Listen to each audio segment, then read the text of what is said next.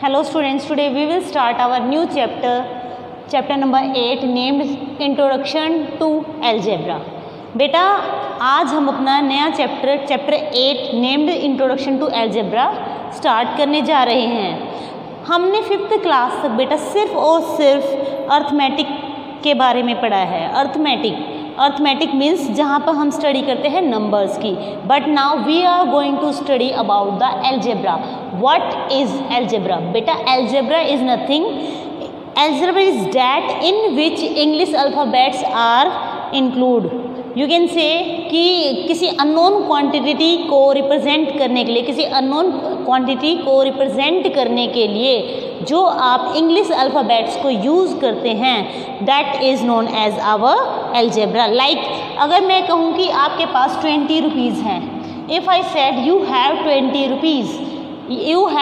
Rupees and you borrow some money from your friend. आपके पास 20 रुपये हैं, आपने कुछ मनी अपने दोस्त से ली है उधार, आपने बोरो की कुछ मनी, और अब आपके पास बोरो करने के बाद आपके पास कितने रुपीज़ हो गए? 70। तो जो बेटा ये अननोन क्वांटिटी है, जो ये बोरोड मनी है, यहाँ पे क्या आ जाएगी? जो आपने बोरो की है ना मनी, जो बोरो मनी है बेटा, जो बोरोड मनी है बेटा, ये आपकी क्या है? अननोन क्वांटिटी है। ये क्या है बेटा? आपकी अननोन क्वांटिटी। तो इस टाइप की जब चीज़ों की आप बात करते हैं तो आप किसकी बात करते हो? एल्जेब्रा की। तो एल्जेब्रा क्या करता है? इसी चीज़ को मैं क्या लिख सकती हूँ? 20 + x = 70। What can I write? 20 + x = 70. It means that x is working here as a variable, or you can say x is telling about the borrowed money. X is representing the borrowed money. You can say 20 + x = 70. It means that 20 plus borrowed money is equals to 70. And if you want to calculate the value of borrowed money, then how you will calculate? You will take this 20 right hand side, and we know when we transpose a number from left to right, the symbol of the number will change. Like it is of plus sign, तो यहाँ पे आपका क्या बन जाएगा? Minus का, और आपके पास x = 50 आ जाएगी। x = 50 आ जाएगा। बेटा जब आप अल्फ़ाबेट्स, इंग्लिश अल्फ़ाबेट्स को आप यूज़ करते हो किसी अननोन क्वांटिटी को दिखाने के लिए, ठीक है, तो आप उसको क्या बोलते हो? कि आप एल्जेब्रा की बात कर रहे हो। किसकी बात कर रहे हैं आप? एल्जेब्रा की बात कर रहे हैं। सी बेटा, अब हमें क्या करना है? इसी के बेस पर आपको ये कॉन्सेप्ट ज़्यादा अच्छे से क्लियर कराने के लिए मैं आपको क्या करती हूँ? आपकी बुक की रिकैप एक्सरसाइज सोल्व कराती हूँ। रिकैप एक्सरसाइज में क्या गिवन है? Write the following statements as mathematical expressions. तो आपको क्या करना है? आपको कोई कुछ स्टेटमेंट्स गिवन है, उनको आपको मैथमेटिकल एक्सप्रेशन में लिखना है। सी बेटा, what should be added to 7 to get 11? क्या ऐड किया जाए 7 में 11 को पाने के लिए? तो बेटा क्या ऐड किया जाए? वो नंबर क्या है? आपकी अननोन क्वांटिटी। तो बच्चे इसका आंसर क्या होगा? What should be added? क्या ऐड किया जाए टू 7 टू गेट 11? तो बेटा ये क्या है? 7 में क्या ऐड करूँ कि मुझे 11 मिल जाए? This is the way to represent this statement कि 7 में कुछ ऐड करने के बाद आपको 11 मिल रहा है। ठीक है बेटा, this is the mathematical expression of the given statement what should be added to 7 to get 11। Now see the next statement, what should be subtracted from 12 to get 9? What should be subtracted from 12 to get 9? तो बेटा ये आपका first. Second में क्या कहता है कि क्या सब्ट्रैक्ट करूँ 12 में से कि मुझे 9 मिल जाए? इसको आपको मैथमेटिकल एक्सप्रेशन में दिखाना है। तो बेटा क्या करोगे? 12 - x = 9। Here x is what? It is unknown quantity, जिसको आप सब्ट्रैक्ट करने के बाद 9 पाते हैं। आपको क्या करते हैं? आप अननोन क्वांटिटी को जब माइनस करते हो 12 में से, तो आपको क्या आंसर मिलता है? 9। This is the mathematical expression of this given statement. See third is what should be multiplied by 3 to get 24? 3 को किससे मल्टीप्लाई करूँ? 3 को किससे मल्टीप्लाई करूँ कि मुझे 24 मिल जाए? आप किससे मल्टीप्लाई कीजिए? किसी अननोन क्वांटिटी जो कि आपकी एल्जेब्रा है। वो क्या है बेटा? आपका English alphabets. A, B, C, D, E, F, G. You can take any number, but generally we take X, Y, Z, P, Q, R, A, B, C. Okay, तो बेटा आप यहाँ पर किसी भी इंग्लिश अल्फ़ाबेट को यूज़ कर सकते हो अपनी मैथमेटिकल एक्सप्रेशन बनाने के लिए, ठीक है बेटा। Now next statement is what must be multiplied by 5 to get 45। What must be multiplied by 5 to get 45. Now see, fifth is what? Think of a number and add 2 to it. आपको क्या करना है, एक number के बारे में सोचना है और उस नंबर के अंदर 2 ऐड कर देना है। बच्चे, if I am thinking what will I do? I can think any number ना, it can be 5, it can be 6. तो बेटा see, it is up to you. Mathematical expression you want to write ना. If I write this is fifth question ना, fifth question of recap exercise, think of a number. बेटा मैंने सोच लिया 5, आपने कहा उसके अंदर add 2, think of a number and add two to. तो बेटा देखना मैंने क्या किया, 5 + 2 मैंने कर दिया, ठीक है। लेकिन अब आप मुझे क्या कहोगे, मैडम आपने 5 सोचा लेकिन मेरे दिमाग में क्या चल रहा है कि मैं तो नंबर को 7 लूँगा, मैं तो नंबर को 7 लूँगा। तो बेटा आप इस चीज़ के साथ क्या हो, डाउट में हो कि मैडम ने 7 लिया, मैंने 5 लिया, मतलब मैडम ने 5 लिया, मैंने 7 लिया, तो क्या कहीं मेरा क्वेश्चन गलत तो नहीं होगा बेटा। तो आपको ऐसा नहीं सोचना है। एक्चुअली क्या है, ये नंबर आपकी खुद की चॉइस का है। You can think about any number, लेकिन हम क्या कर रहे हैं, मैथमेटिकल एक्सप्रेशन लिखना चाहते हैं, मैथमेटिकल एक्सप्रेशन गिवन स्टेटमेंट का। तो बेटा हम यहाँ पे किसको लेंगे, जिसको हर कोई एक्सेप्ट करे, जिसको हर कोई एक्सेप्ट करे। अब मैंने लिख दिया 5 + 2, एक बच्चा आया, बच्चे ने कहा मैडम 6 + 2, नेक्स्ट आया कहता 7 + 2। तो बेटा यहाँ पे वेरी कर रही हैं चीज़ें, तो हम ऐसे स्टेटमेंट नहीं देंगे जिस पर आगे कोई भी कहे कि नहीं मैं इस स्टेटमेंट को नहीं मानता। तो बेटा आपको कहते हैं ना थिंक ऑफ ए नंबर, तो मैं क्या कहती हूँ कि ले बेटा दिस इज द नंबर। अब आपका जो मन करे आप नंबर रखिए, +2 कीजिए, you will get your answer. तो बेटा जो मैथमेटिकल एक्सप्रेशन है इसके लिए क्या होगा, number +2। Same you have to do with 6 question, think of a number and subtract 3 from it. अब कहता है कि आपको 6 क्वेश्चन में क्या कहता है, एक नंबर सोचिए, you have to imagine a number in your mind and then subtract 3 from it. तो बेटा आपको एक नंबर इमेजिन करना है और उसमें से 3 माइनस करना है। सेम आप इसको 2 भी ले सकते हैं, अब आपका मन किया इसको आप 7 ले सकते हो, you can take any number. तो आपको क्या लिखनी है, आपको एक जनरल एक्सप्रेशन देना है। जनरल एक्सप्रेशन का मतलब क्या होता है कि जो हर जगह वैलिड हो, ठीक है, जिसका जो मन करे वो वहाँ उस चीज़ को अप्लाई कर सके। लाइक हेयर बेटा नंबर +2 यू राइट, अगर आपका मन करे आप अपने आपकी मर्जी यू टेक इट 5, दूसरा बच्चा देखता है उसको 7 ले सकता है, ठीक है। तो बेटा इसका जनरल एक्सप्रेशन क्या होगा, number -3। Understand. Now think of a number and multiply it by 7। आपको एक नंबर को इमेजिन करना है और उसको किससे मल्टीप्लाई करना है, 7 से। बेटा आप क्या करोगे, आपने नंबर मान लिया, जो भी आपका मन कीजिए उसको क्या करोगे आप 7 से multiply. Same in 8th question you have to think of a number and divide it by 9। आपको क्या करना है, नंबर इमेजिन करना है और बाद में क्या करना है, इससे डिवाइड करना है 9 से। You if you want to write it like this you can write it like this, और you can write it number divided by 9। तो बेटा दोनों ही आपकी स्टेटमेंट करेक्ट है, whatever you want to write you can write, okay. After doing this recap exercise we will study about the variables. Variables is what बच्चे, the letters which we use to represent some quantity और number is known as our variable. क्या कहेंगे आप कि वो letter जो किसी number को रिप्रेजेंट करने के लिए या किसी अननोन क्वांटिटी को रिप्रेजेंट करने के लिए यूज़ किए जाते हैं, they are known as variable.